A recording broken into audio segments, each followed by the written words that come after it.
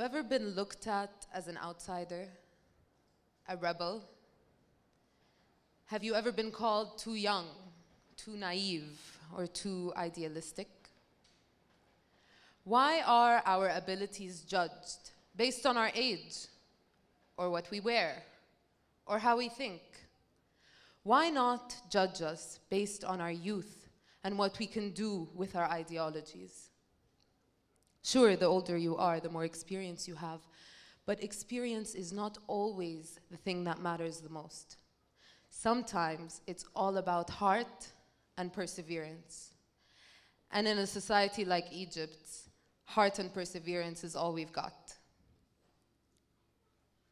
I believe we choose to be average people, or we choose not to be. Some of us are born with special abilities, and some of us aren't. But some of us make the conscious choice to stand out, to make something of themselves.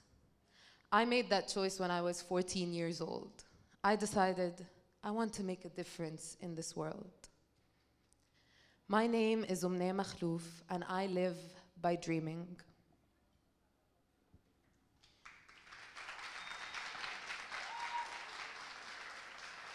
During the Gaza raids of 2008, I was living in Dubai, and my friends and I decided to fundraise for the Palestinian cause.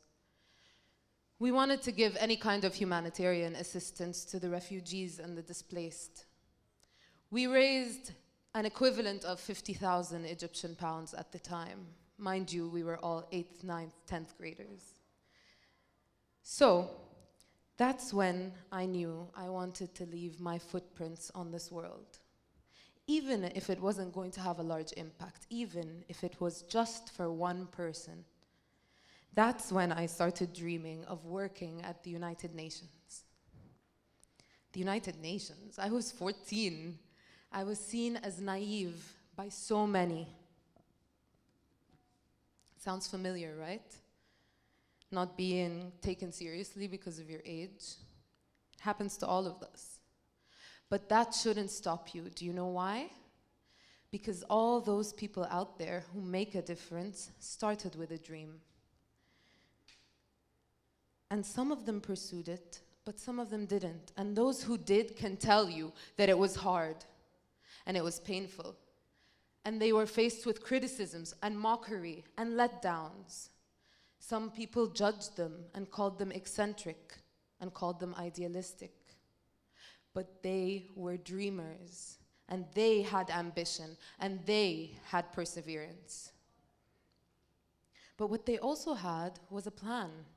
And that plan didn't necessarily involve rebelling against the society that excluded them, but rather helping it in some way and persevering towards a greater cause, even if it was unconventional.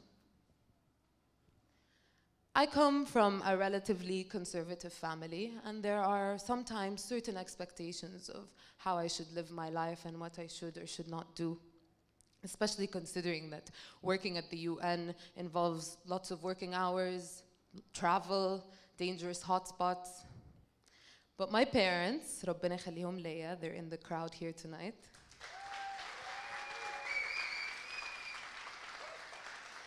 My parents very much supported the idea because they knew that at the end of the day, I wanted to help people. And even if the road to get there was unconventional, they supported me. My parents knew that considering the current realities we live in this competitive and fast-paced world, that they thought it was important to give me the freedom to persevere, the freedom to live by dreaming and making a difference. So when I was 19, I started working at a non-governmental organization, an NGO. By the time I was 20, I became a journalist. And by 21, I graduated with a bachelor's in political science. And I started my master's in international and comparative law right after that, which I graduated from this last June. And then I realized all my hard work paid off. I get to finally live my dream. I'm now 23, and I've been blessed with the opportunity to have worked at the United Nations High Commissioner for Refugees. And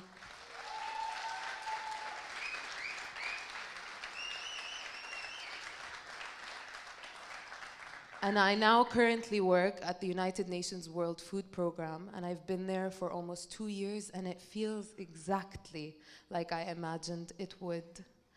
I'm living the dream that I dreamt when I was 14. But sometimes I still get asked why I ran through my life so quickly. Why did I start my master's at such a young age? Or why did I decide to take a job at the UN? And of course, the very typical question which you may all relate to, how am I going to get married? So, that's the thing. Society is now giving the youth these mixed messages. On the one hand, we should be living up to the speed at which the world is evolving and progressing because we are the future. But at the same time, society is holding on to some archaic norms that keep us from innovating and keep us from progressing and striving towards our dreams and developing as a nation. Nevertheless, my message here for you today is not to rebel against societal norms, but it's to persevere towards your own goals and your own dreams, no matter how big or small or silly or far-fetched you think they are. You should be able to choose your own path without having an outside force dictate it to you. You should also try, though, to make sure that you're benefiting the world around you and benefiting yourselves. Seeking guidance and support from elders, family members, those more experienced than you are, is important, but ultimately, it's still a journey that should be defined by each person's individuality. Now is the time for our norms to be revisited and readjusted.